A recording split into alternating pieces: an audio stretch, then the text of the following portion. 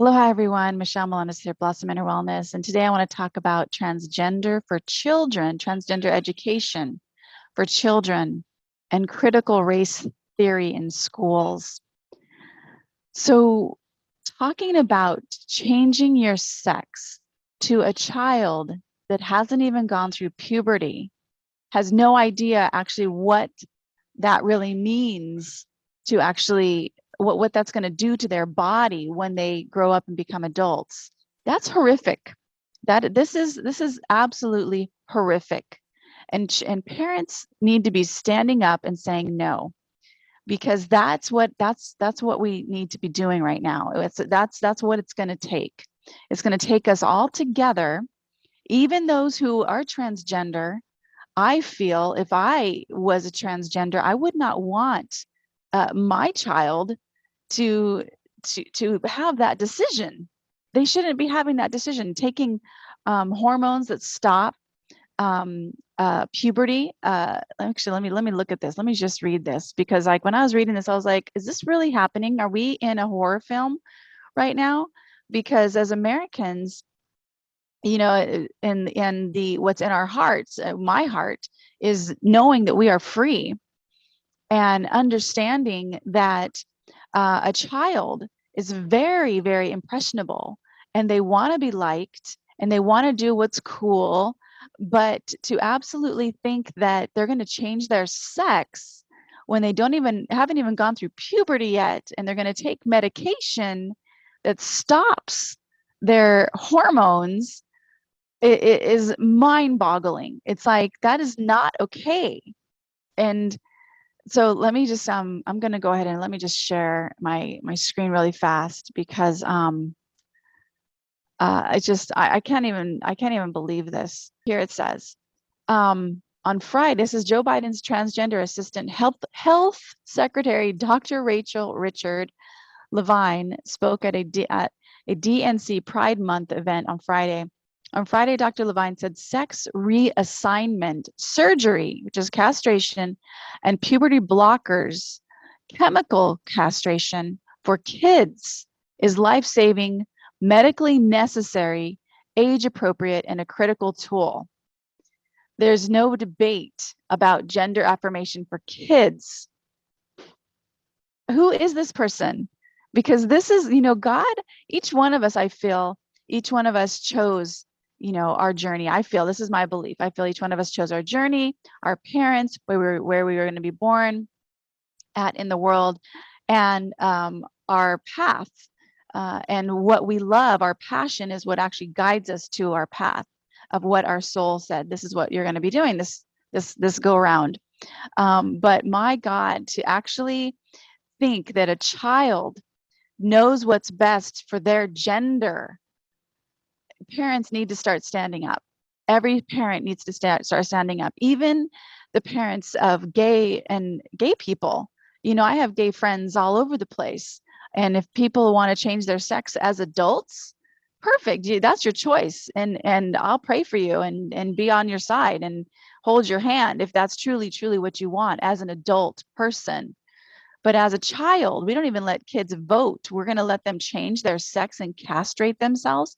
And that's appropriate in our schools. Parents, when is enough enough? When is it time to stand up and say no more of this absolute BS?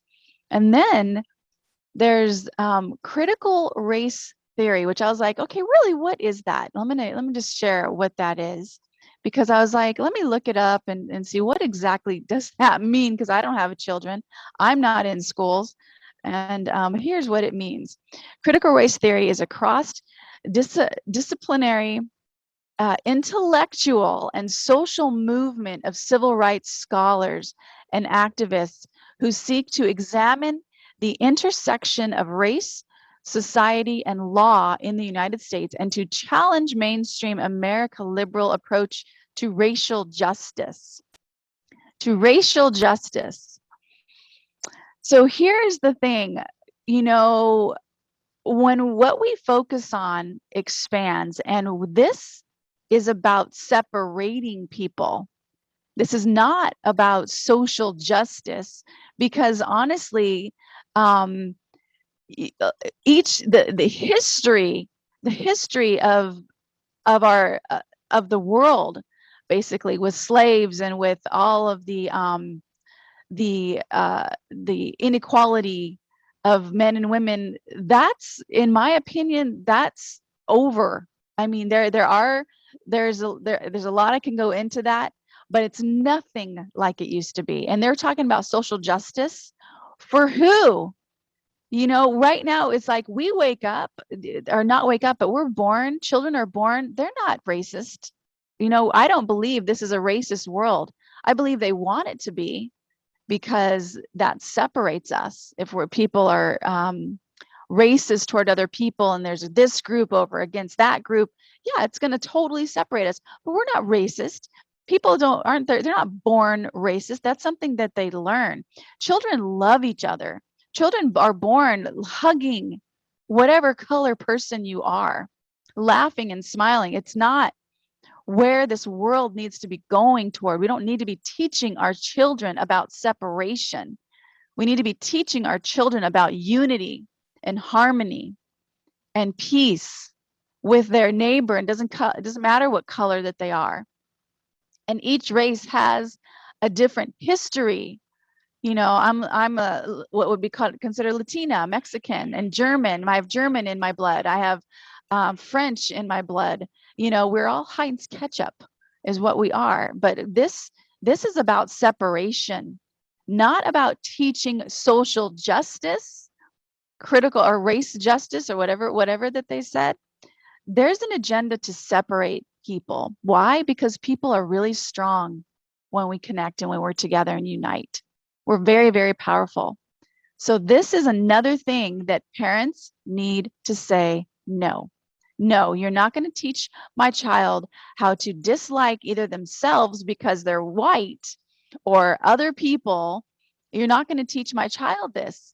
I don't want my child to learn how to be separated and how to go, you're bad because of something happened in the past. We need to learn how to forgive and how to let go and how to be united in harmony with each other, because that's where we're headed. That's the new earth, a new earth that is filled with harmony and the feeling of unity with all people. You know, wars, they're over. They should be over. Absolutely. There's no need to go to war with other people, because people like me, you know, and you, we're not bombing. We're not making decisions about what am I trying to say here?